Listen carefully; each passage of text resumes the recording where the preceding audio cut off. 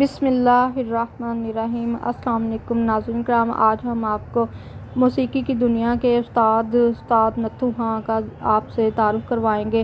استاد نتھو خان 1924 کو موضع جنڈیالہ گورو ضلع امرتسر میں پیدا ہوئے۔ وہ ایک سارنگی نواز تھے۔ ان کے والد میاں مولا بخش بھی اپنے عہد کے معروف سارنگی نواز تھے۔ استاد نتھو خان نے موسیقی کے ابتدائی رموز اپنے والد سے سیکھے اور پھر اپنے چچا فیروز خان، استاد احمدی خان اور استاد ظہوری خان کی شاگردی اختیار کی۔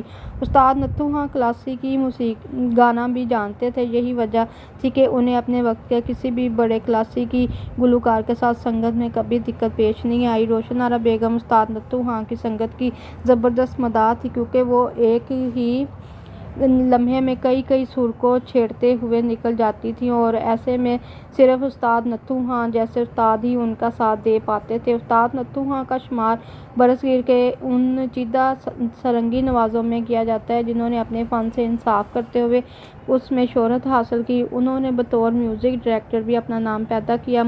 معروف کلاسیکی گلوکار سلامت علی خان انہیں کیمرہ کے خطاب یاد کرتے تھے۔ ریڈیو پاکستان کراچی میں بطور اسٹاف آرٹسٹ تعینات رہے۔ استاد نتھو خان بعمر 46 برس 1971 میں 7 اپریل کو مغربی جرمنی کے شہر میونخ میں انتقال کر گئے۔